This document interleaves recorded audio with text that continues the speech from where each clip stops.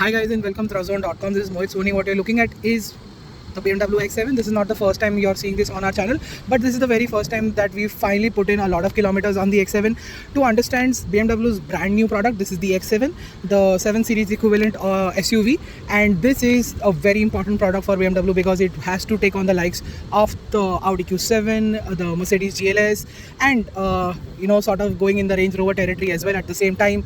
And any 7-seater, of course, goes against the plethora of Land Rover vehicles as well.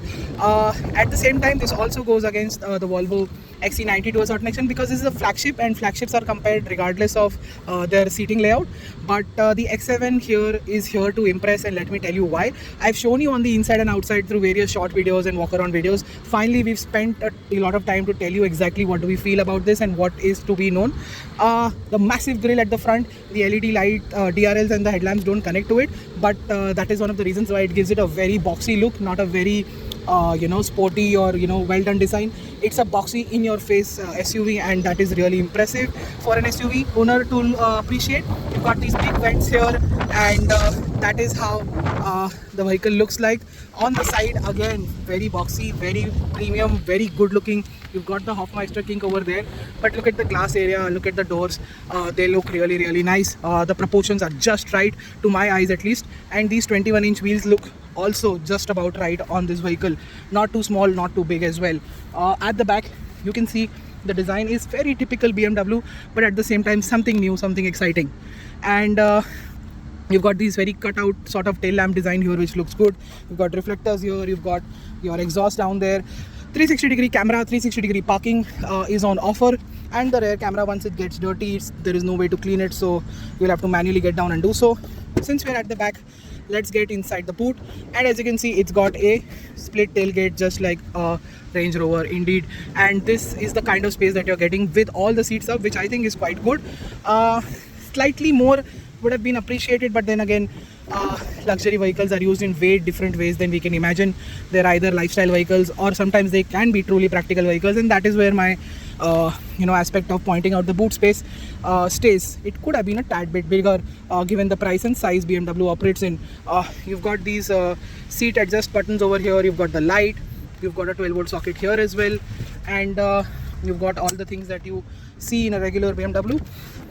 The toolkit and the place to store your parcel shelf, which can come here. One flick of a button and both the doors close, but if you're opening one of them opens, so that's that. You're driving the diesel, of course, which is always great. More proof that this is a diesel. Let's get at the back. The business seats, I like to call them. Captain seats are on offer. You've got your own adjustability here, and the adjustability is no joke. It is really pretty much like a hatchback that is available with this kind of driver seat. That's the kind of captain seats you're getting at the back in the BMW X7. Truly making sure that it gets the job done. You've got controls for the sun blinds, front and on both sides, and you've got the sunroof button here as well. So let's just get inside and see. It is a very comfortable affair. I'm sitting behind my 511 driving position. Good knee room, very good leg room. You've got your charging points, cup holders, 4-zone climate control is on offer.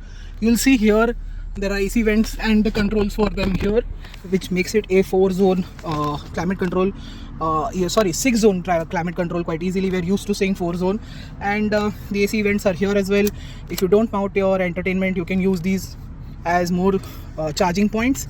Hook, light, grab handle, lots of space in the door pocket, and a really good place to be. At the same time, let's get at the even more important seat. You just flip this, the front seat goes ahead, now this seat goes ahead, and it tilts up a little bit,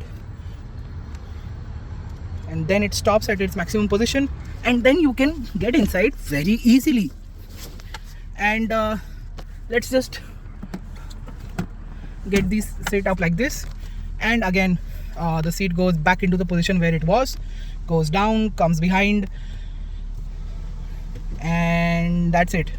I still have knee room and a good amount of leg room as well. This is the most comfortable place you can ever be, and this is ideal for people below 5'10", and I think that's fantastic. You've got your own cup holders, and you've got these powered buttons for the seat. You've got things to place to mount your stuff. Ambient light here. I showed you the AC vents and AC control at the back, which is quite brilliant. You can shut it off entirely if nobody's here. You've got height adjustable seat belts for the second row. So that is something that you don't see every day. That is the kind of attention to detail that BMW is offering here. And it's time to come out. So clearly a lot of space in the second row as well as in the third row for a 5'11" guy, which is a very good move considering the fact that getting outside also again is very easy, and also considering the fact that how easy this is to do, because after all this is a powered seat, and all of this is provided because you've of course paid almost 2 crore rupees for this car. Keyless entry and go, push button start of course is here. Powered seats with a almost 50 plus adjustment limit here, which is quite good. And let's get inside the BMW X7's front cockpit cabin to tell you exactly what is on. So this is the interior of the BMW X7, the cockpit part, and as you can see, it still gets the old steering, but it gets a big instrument cluster, a big screen with wireless Apple CarPlay, Android Auto. It's got digital key as well. You've got the AC controls sorted out from here, and it is only available for the front and rear defogger. The climate menu stays here, and as you can see, you can control everything from here. Heated and ventilated seats both are on offer, which is brilliant. It is getting hot, so let's use it, and I can tell you I've used it for a couple of days. It works really well. The fan is quite good in terms of power, and it is slightly noisy as well. That is the typical BMW layout for the center console. Here in the middle you've got this very small crystal lever. You've got the start stop button here, and traction control, parking sensors, the usual buttons here, the crystallized lever which works in really well. This is something new. This is the height adjustment for the air suspension. You've got cruise control with hill descent, all the 3 driving modes. Parking brake is here, auto hold is here, and that is the parking button for the gear knob. Going inside, you can see there is some space to keep some stuff, some charging points here as well. A charging point here. Phone can be kept here for charging. It's got ambient lighting, and you can still keep some stuff here as well. You can close all of this for a clean look. The glove box is quite tiny for a very big car, but it's actually lidded, so you can see what's exactly happening here. The screen, it is quite good. I really love the widgets, the fonts, colors, graphics, layout, everything is downright brilliant. Sometimes it can get a little bit confusing to understand certain things. Apart from that, there is no problem. This is tons of features on offer. As you can see, you've got your apps, you've got separate infotainment app or button here. You can see the vehicles, ambient lighting I told you was on offer. You can control the door window settings, the display settings, the system settings, the live vehicle, which will tell you what is to be done with the vehicle in terms of all of that. And yeah, pretty impressive. You've got some storage here also, and yeah, that's the headlight controls. The AC vents are brand new in how they do it. I'm pretty sure that these are going to make it to other BMWs as well, so this is quite good and a new direction for BMW. The AC vents are here, and you can control the air vents from here. This is so cool, so easy, and I hope these last longer, so that's great. Just look at the sunroof, and just look at the second sunroof that is on offer on the third seat, and look at this, the humongous sunroof on this car. The extensive glass area all around just makes this car so this car's cabin very airy, very nice. You can press this 2 button here, and if I mess with the controls over here, you can see the seat will go ahead, so you can control your passenger seat for fun or for convenience reasons. And this is the boss button right there, so you can press this button and the seat will come all the way ahead, and this seat will also at the back will recline. And you've got memory seats, lock. The boot release button is done here, which usually is here, so that's also a great thing to see. And you press this button here, the sun blinds come up, and it's time to close this as well. So the usual aspects, you've got gesture control as well, and on offer a great audio system by Harman Kardon is on offer. Look at this feature here. Press this button, you can see the content that you can see in the middle screen. If you go on the side, then you can change this as well, and you can see the heads up option as well. It also has steering direct, and how where the steering is basically. bi-direction, standard view, sport view, reduced view, and directional view. So all of this is on offer. This is quite a tech-laden car. It is very comfortable. It has a great sound system. The quality is absolutely amazing till the very down there. Really well done. You've got this very nice felt on offer here on the top as well as on the side. Ambient lighting options are humongous, and this is a very good car to spend a lot of time in. This is truly great in terms of the suppression of wind noise and tire noise. And how does the engine noise come inside the cabin and how does it drive? Let's find out. So what is the BMW X7 40D drag to drive? Well, this is a 6-cylinder 3-liter motor making 350 bhp of power, over 700 newton meters of torque, made it to an 8-speed gearbox. This is an absolute beast in terms of performance because it's got low end torque, mid-range, as well as a good amount of top end as well. So the performance is downright brilliant from the word go, and it's very addictive. The 6-cylinder thrum inside the cabin also is quite audible, but it is so good that you will not complain, and that only comes at the top end of the rev range. So that is really impressive. Most of the time the engine is very refined, you don't hear it. Of course, you've got tons of insulation under the bonnet. The bonnet is huge, and all of that suppresses the noise really well. The build on the X7 on the inside and outside also is rather special, and that also helps inside the cabin when it comes to refinement.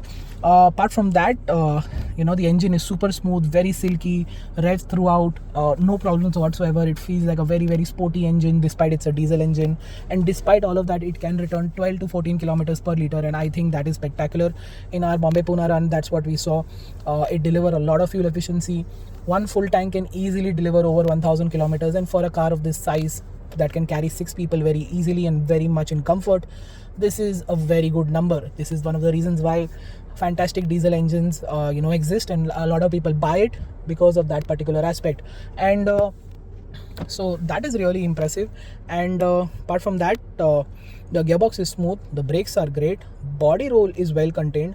It drives like a very small SUV once you start driving it at medium to high speeds. At slow speeds you can feel a little bit of that massive length, but once you get used to it, no problems whatsoever. It can park on its own. It's got tons of features in the parking space as well, where it can record the new path, and you've got 360-degree camera and parking sensors which will help you even more. You've got park assist, and parallel park is on offer as well, so that is actually quite brilliant. So driving it in the city, no problem. What you will also realize while driving in the city is that despite the 21-inch wheels, despite it feels quite firm like the pretty much the good old days of BMW, it still has fantastic ride quality, a really magical ride quality.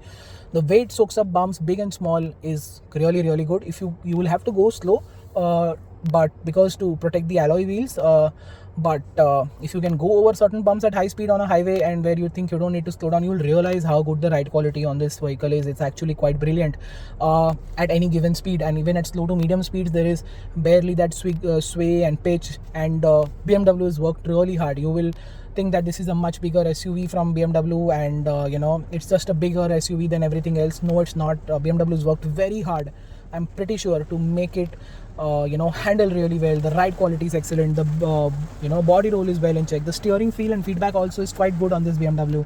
It feels like one of those good old BMWs, back in the day, how most of them felt like. The X7 definitely feels that.